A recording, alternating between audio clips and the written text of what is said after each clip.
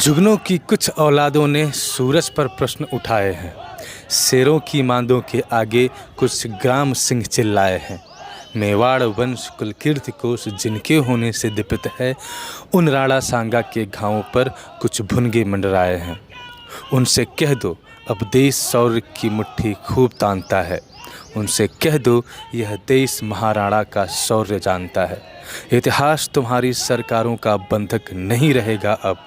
उनसे कह दो यह देश लुटेरों को नहीं मानता है अब। यह देश ऋणी है ऐसे पुण्य प्रवाहों का। यह देश ऋणी है वीर शिवा के परम प्रतापी छावों का। उनसे कह दो वो राजनीति का गुणा भाग घर पर रखें। यह देश ऋणी है राणा सांगा के 80 घावों का। रामजी लाल सुमन जो समाजवादी पार्टी से सांसद हैं, उन्होंने संसद में राणा सांगा को गद्दार कहा। राणा सांगा क्षत्रिय समाज से आते हैं और यही कारण है कि पूरे देश में क्षत्रियों के अंदर भारी आक्रोश है। इस अमर्यादित टिप्पणी के ऊपर बात करते हुए क्षत्रिय समाज के भूपेंद्र सिंह जी ने कहा कि राणा सांगा न सिर्फ क्षत्रिय समाज के थे, बल्कि उन्होंने पूरी भारतीय संस्कृति और सनातन संस्कृति को बचाने के लिए लड़ाई लड़ी और उनके 80 घाव इस बात का प्रमाण हैं।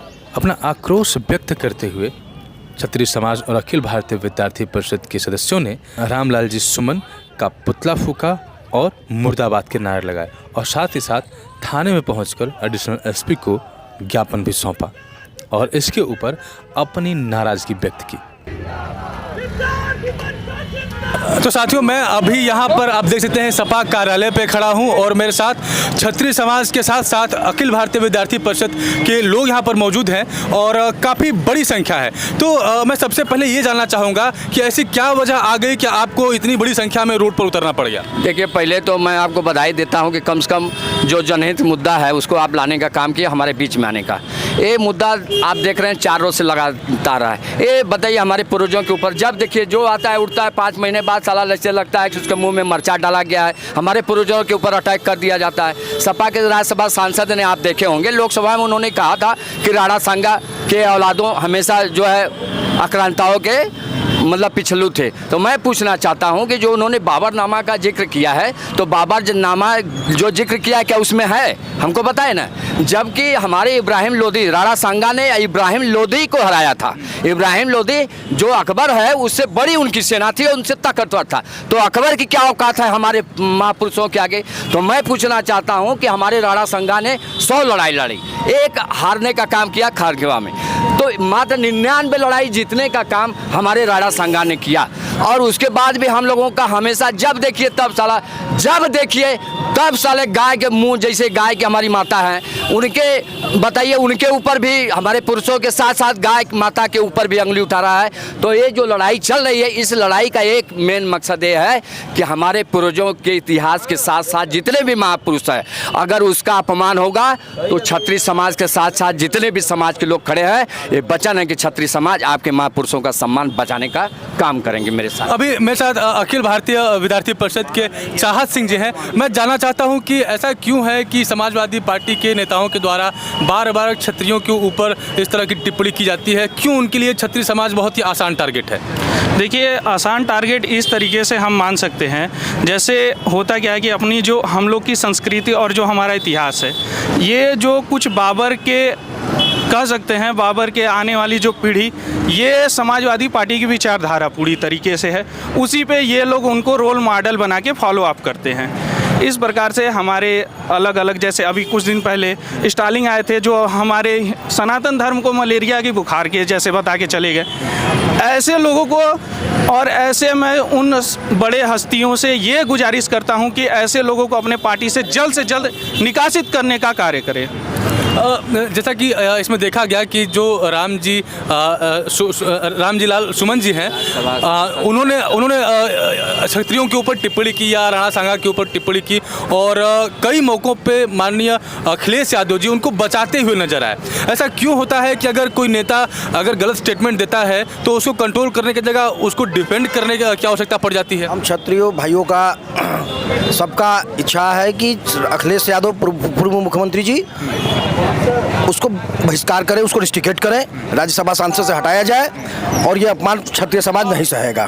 क्या ऐसा है कि इसके पीछे एक प्रोपेगेंडा है या रणनीति है कि क्षत्रियों को टारगेट करके हम राजनीति में और ऊपर उठ सकते हैं? आपको क्या लगता है? अखिलेश यादव जी, ये जो दलित नेता बोला है, मैं कहना चाहता हूँ आपके माध्यम से, उन्होंने पहला टारगेट मुंबई से जो किया था आप देखे होंगे, औरंगजेब का, एक मुसलमान से बुलवाए। अब क्या बुलवा रहे हैं? दलित, यानी क्षत्रियों का विरोध ये करा रहे हैं ताकि क्षत्रिय और जो अदर समाज के लोग हैं ये लड़ जाए, हमको फायदा हो। लेकिन इनको पता नहीं है कि क्षत्रियों ने इस देश के लिए लड़ा है। हारे 140 करोड़ लोगों की लड़ाई हमेशा क्षत्रिय समाज लड़ा है। इतिहास, आप अगर क्षत्रियों के इतिहास को हटा देंगे तो हमको नहीं लगता कि हिंदुस्तान में कोई कुछ बचेगा। तो ये जो लड़ाने का प्रोपेगेंडा है, उनके खिलाफ ही मायावती जी ने कल खंडन करके साबित कर दिया है कि दलित समाज हमेशा क्षत्रियों के साथ खड़ा था, है और रहेगा। और समाज के लोगों से मैं संदेश देना चाहता हूं कि आपके माध्यम से बात पहुंचे। मैं जो सरकार में उनसे भी मैं क्वेश्चन करना चाहता हूं, एक क्षत्रिय होने के नाते, कि आप लोकसभा में, मेरी मांग है कि लोकसभा में जिस तरह निष्कासन होता है उसको आप निष्कासन करने का काम करिए, क्योंकि क्षत्रिय समाज 95% इस सत्ता के योगी और मोदी को वोट देने का काम करता है। तो क्षत्रिय समाज के साथ साथ जितने जाति धर्म के लोग उनके साथ खड़े हैं। उनकी मांग है कि ऐसे सांसद भड़वे को निष्कासित करके ये संदेश दिए कि आने वाली पीढ़ियां याद रखें कि जो हमारे महापुरुषों, मैं सिर्फ क्षत्रियों की बात नहीं करता हूं, जितने भी समाज के महापुरुष हैं उसके ऊपर अगर उंगली उठाई जाए तो उसको खंडित करने का काम करेंगे, उसको निष्कासित करें। एक बात मैं कहना चाहता हूं, सनातन धर्म के ऊपर ही आक्रमण क्यों होता है? इतना बड़ा कुंभ आप देखे होंगे कितने लोग नहाए, लेकिन वहाँ जो है उंगली की जाती है, फिर आ जाती है जो हमारी गौ माता, माता के बाद उनको दर्जा किया जाता है, उन पे उंगली की जाती है। तो सभी लोगों से निवेदन है, मैं फिर से कह रहा हूँ कि भगवान राम का संदेश है कि सभी जात धर्म के झंडे को हम लोग बुलंद करते हैं और महाराणा प्रताप की तरह सभी जात धर्म को बनाकर सेना इन आक्रांताओं से क्षत्रिय समाज लड़ने का काम करेंगे। जय हिंद, जय भारत। अभी हमारे साथ सुमित सिंह जी हैं। मैं आपसे जानना चाहता हूं कि ऐसा क्यों है कि क्षत्रिय संगठन पे या सनातन धर्म पे अटैक करना समाजवादी पार्टी के नेताओं के लिए बहुत ही आसान काम है और उनके नेता अपने नेताओं को कंट्रोल करने के बजाय उनको बचाते हुए नजर आते हैं? देखिए, ये कोई पहली घटना नहीं है समाजवादी पार्टी की सरकार की।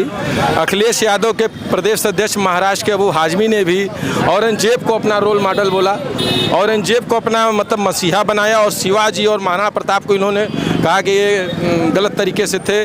औरंगजेब इनके रोल मॉडल हैं। ये मंदिरों को गिराने की बात करते हैं, ये मस्जिदों की बात करते हैं। ये हिंदू और सनातन धर्म के विरोधी हैं अखिलेश यादव के सभी सांसद जितने भी हैं।